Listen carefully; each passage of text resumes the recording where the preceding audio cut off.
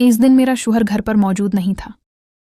इसका दोस्त जो हमेशा मुझे ऐसे देखता जैसे आंखों ही आंखों में कोई बात कर रहा हो, मेरे दरवाजे पर दस्तक देने आया।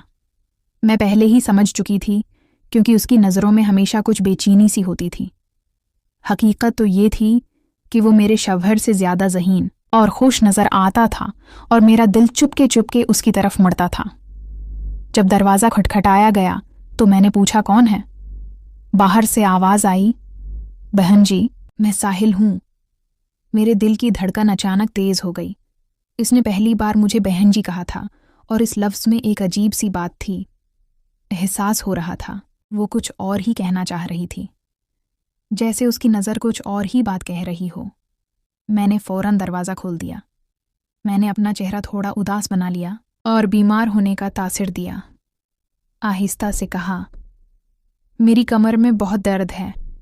साहिल मुस्कुराते हुए बोला, अगर आप चाहें तो मैं मरहम लगा देता हूँ, दर्द जल्दी ठीक हो जाएगा। उसकी बात सुनकर मेरी सांस रुक गई। मैं जानती थी कि वो हकीकत में क्या कहना चाह रहा है, लेकिन मेरा दिल भी तो वही चाहता था। मैंने सिर्फ सिर हिलाया और वो अंदर आ गया। कमरे का माहौल बिल्कुल बदल गया। उसने मरहम लगाया, निकाला और अपनी अंगली पर थोड़ा सा लगाया। वो मेरे करीब आकर बैठ गया। इसका चेहरा बिल्कुल मेरे सामने था। इसकी सांस मेरी गर्दन को छू रही थी। जैसे ही उसने मेरी कमर पर मरहम लगाना शुरू किया, मेरी सांसें तेज हो गईं। इसकी अंगलियों का लम्स सीधा मेरे दिल तक पहुंच रहा था। कभी वो हल्का सा दबाता, कभी ज्यादा। मैंने आंखें बंद कर लीं और अपने होंठों को दांतों के नीचे दबा लिया। साहिल ने आहिस्ता से कहा, भाभी जान, लगता है मुरहम अपना काम कर रहा है। इसकी मुस्कुराहट, इसकी नज़रें, सब कुछ मेरे काबू से बाहर हो रहा था। मैं खामोश थी, लेकिन मेरे जिस्म के अंदर सारा जिस्म कांप रहा था। उसकी अंगली कभी नीचे चली जाती, कभी ऊपर। मैंने उसका हाथ रोकना चाहा, मगर रोक न सकी। कमरे में सिर्फ मेरी सांसों की आवाज़ सुनाई दे रही थी। साहिल करीब आया और आहिस्ता से बोला, मैं जानता हूँ तुम भी यही चाहती हो, बस एक बार कह दो। मैंने उसकी तरफ देखा। उसकी आंखों में वही बेचैनी थी जो मैं पहले भी महसूस करती थी। मैंने कुछ नहीं कहा, बस नज़रें झुका लें। वो मेरे मेज़ पर हाथ रखा और करीब आ गया। अब हम दोनों के दरमियान सिर्फ एक कदम का फासला था। मेरी अंगली उसके हाथ से टकराई और मुझे लगा जैसे बिजली का झटका लगा। हाँ, मैंने आहिस्ता से कहा। साहिल ने मुस्कुराकर जवाब दिया, बस भाभी जान, अब मैं समझ गया। कमरे की हवा गर्म हो गई थी। दरवाज़ा बंद था। शौहर घर पर नहीं थे और मैं और साहिल ऐसे मोड़ पर खड़े थे जहां से वापसी मुश्किल थी। साहिल ने मरहम मेज़ पर रखा और सीधा मेरी आंखों में देखने लगा। इसकी नज़रों में ऐसा था जैसे वो मेरे पूरे वजूद को देख रहा हो। मैं खामोश थी, बस होंठ दांतों तले दबाए हुए थे। उसने आहिस्ता से कहा, भाभी जान, आप बोलती क्यों नहीं? आपके चेहरे पर सब कुछ लिखा हुआ है। मेरे लिए संभलना मुश्किल हो रहा था। मेरा दिल तेजी से धड़क रहा था। मैंने अपना दुपट्टा थोड़ा और संभाला और पलटकर उसे देखने लगी। वो आहिस्ता आहिस्ता करीब आया। उसके हाथ मेरी कमर पर रख गए। मैं एक लम्हे के लिए संभल गई, मगर अगले ही पल में मैंने अपनी आंखें बंद कर लीं, जैसे मैं भी तैयार हो चुकी हूं। साहिल ने हल्की सी हंसी के साथ कहा, अभी दर्द कम करना है या ज़्यादा? मेरे होंठों पर हल्की सी मुस्कुराहट आई, मगर मैंने कुछ नहीं कहा। उसकी आवाज़, उसका लम्स, सब कुछ मेरे अंदर घूम रहा था। कमरे में सिर्फ लिम की हल्की रोशनी थी। इस रोशनी में उसका चेहरा और भी वाज़ेह लग रहा था। मैं उसकी हर हरकत को महसूस कर रही थी। वो कर रही थी। जब उसने दोनों हाथ मेरी कमर पर रखे तो मैंने अपनी सांस अंदर खींच ली। मैंने आहिस्ता कहा, साहिल, और उसने फ़ौरन जवाब दिया, बस भाभी जान, मैं यही था आप के लिए। मुझे लगा जैसे सब कुछ वहीं रख गया हो।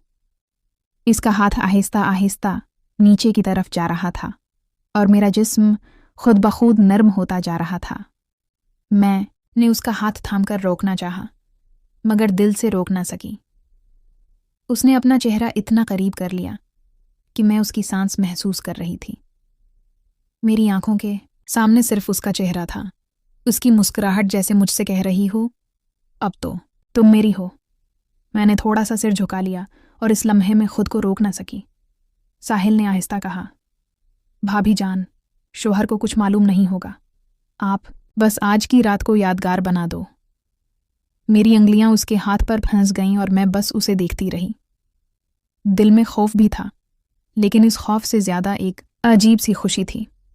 वक्त गुजरता जा रहा था। दरवाज़ा बंद था, घर खामोश था और मैं और साहिल एक लकीर के दोनों तरफ थे। इस लकीर को पार करते ही सब कुछ बदल जाता। मैं हिंसते हुए बस इतना कहा, तुम रोकने वाले तो हो नहीं और मैं रोक पाने वाली नहीं। यही था, सीधा जवाब दिया। फिर देर किस बात की भाभी जान। और जैसे ही उसने मुझे अपनी तरफ खींचना शुरू किया, मेरा सारा काबू टूट गया। साहिल ने मुझे अपनी तरफ खींच लिया। एक लम्हे के लिए लगा जैसे पूरा कमरा घूम गया हो। इसका सीना मेरे बहुत करीब था, इसकी सांस मेरी गर्दन को छू रही थी। मेरा दिल इतनी तेजी से धड़क रहा था कि मुझे खुद सुनाई दे रहा था। मैंने उससे भागने की कोशिश की, लेकिन उसने मेरी कलाई पकड़ ली। हल्की सी मुस्कुराहट के साथ बोला, अब तो तुम मुझे रोक भी नहीं सकती। भाभी जान, मेरी आंखें नीची थीं, लेकिन होठों पर एक हल्की सी मुस्कुराहट खुद ब खुद आ गई। मैं भी तो यही चाहती थी, बस अल्फाज कहने की हिम्मत नहीं थी। साहिल ने एक हाथ से मेरा दुपट्टा संभाला और दूसरे हाथ से मेरी कमर को हल्के से छुआ। अंगलियां थोड़ी सी चोमी और मैं उसकी तरफ करीब आ गई। मैंने आहिस्ता से कहा, साहिल बस करो, लेकिन आवाज़ ऐसी थी जैसे रोकना नहीं बल्कि और बुलाना चाहती हूँ। वो करीब आकर मेरे कान के पास आहिस्ता आहिस्ता बोला, बस एक बार की दो रख लूं, वरना अब मैं रखने वाला नहीं हूं। मेरी सांसें तेज हो गईं। मैंने अपने होंठ दबा कर रखे, मगर आंखों में सब कुछ वाज़ेह था। कमरे में सिर्फ लीम अब चल रहा था। रोशनी में उसके चेहरे की हर लकीर तेज नजर आ रही थी। इसकी नज़रें मेरी आंखों से होती हुई होंठों पर रख गईं।